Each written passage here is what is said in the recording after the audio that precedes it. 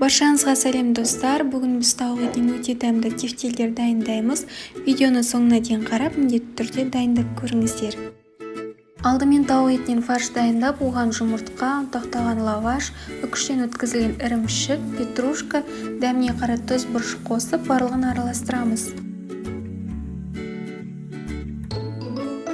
Дайын болған массадан домалақ шарлар дайындап, оларды ұнға аударып аламыз.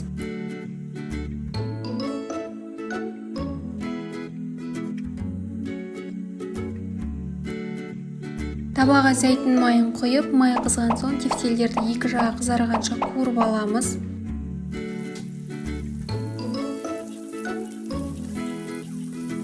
Кішкене ыстық су құйып, орташа отта бұқтырып пісіреміз.